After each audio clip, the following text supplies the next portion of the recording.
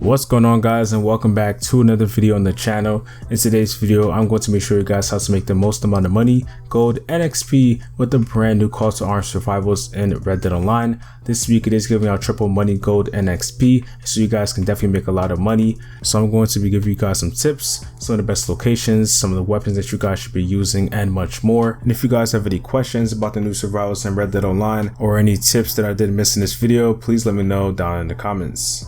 So before we get into the video though, if you guys don't want to miss any information regarding Red Dead Online, GTA Online, and many more Rockstar game titles, make sure you guys are subscribed and have post notifications for you guys never miss an upload. So we're going to start off with the weapons and ability cards that you guys should be using. If you're more of a repeater person, I recommend that you guys do use the Lancaster or the Litchfield.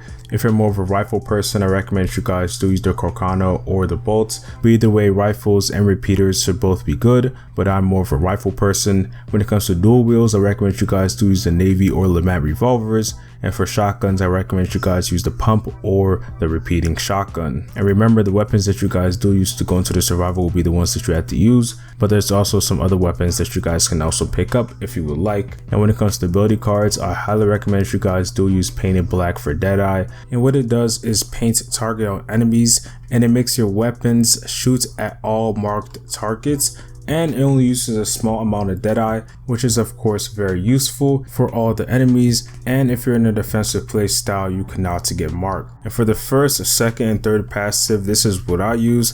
So for the first passive, I use Winning Streak, and what it does is when you shoot at the same targets, it does more damage than the previous one.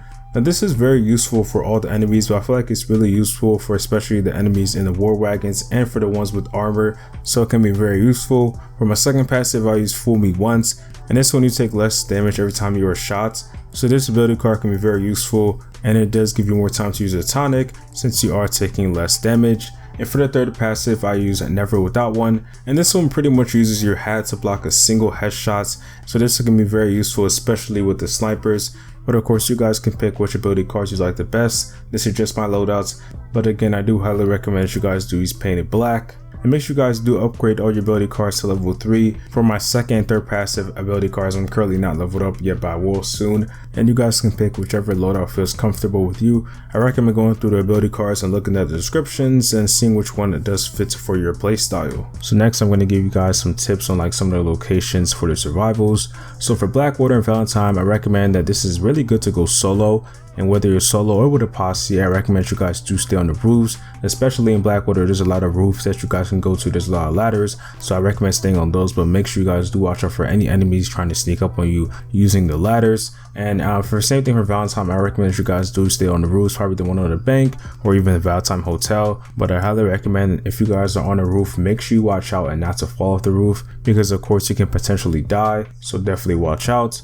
And when it comes to McFarland's Ranch, it definitely is a good place too, even for solo or with a posse, because it's really open. You know, it's a desert, so there's not that many trees and stuff like that. There's not many buildings blocking you, so it's pretty open, so you could definitely see the enemies really easily. So I recommend that if you are going solo or with a posse. And when it comes to Fort Mercer, I recommend doing this with a posse because the enemies are a bit more harder and they are in war wagons. But besides that, Fort Mercer is a really good location, especially because there's a lot of high ground, just like Blackwood and Valentine. So it is a very good location, but I just recommend you guys do go with a posse.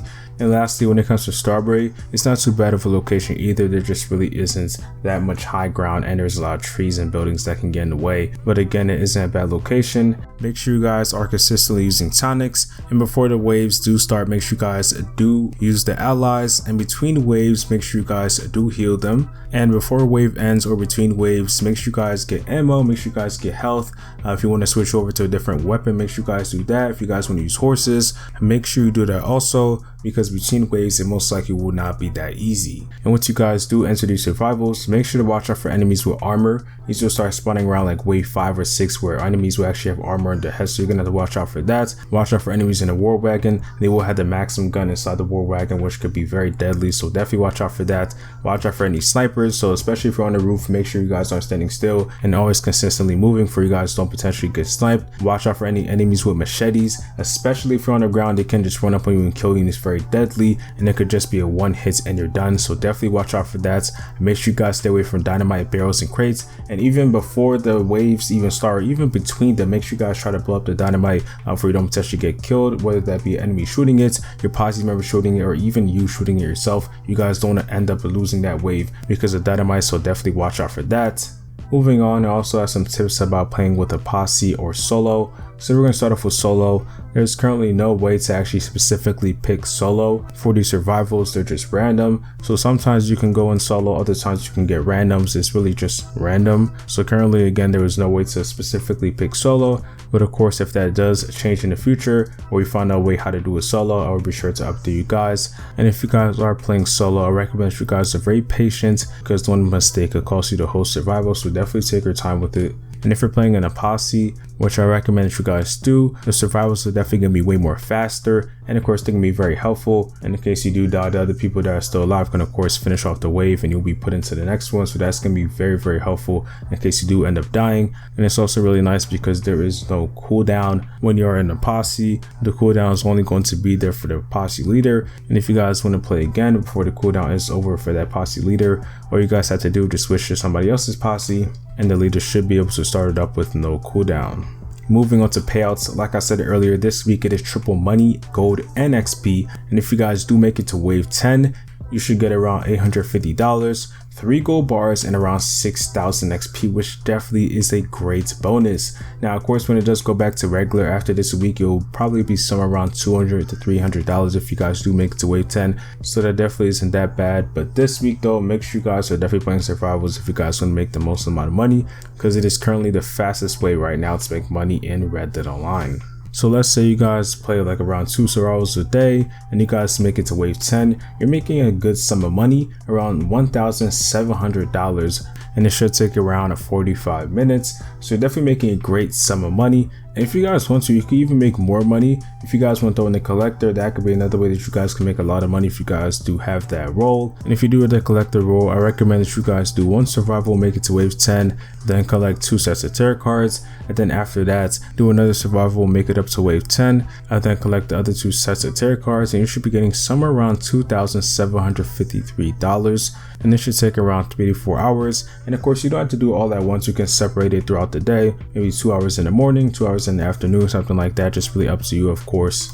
And if you guys want to, you can even throw in the family heirlooms, but remember, you do have to have a metal detector and the field shovel. And if you guys want to, you can even throw in the trader and the moonshine, and you can probably make somewhere around like $4,000. So that's definitely a great pay. So if you're at the time this week, I highly recommend that you guys try your best to see if you can grind out the survivals, make a lot of money, gold, and XP. And besides the payout of gold that you will get at the end, you'll also make a lot of gold from sharpshooter awards that you guys can possibly get with these survivals. There's a lot of awards that do tie into their survivals, so you definitely can be making a lot of gold. And make sure you guys do reset them, and any other awards that you haven't reset yet, make sure you guys do reset those also.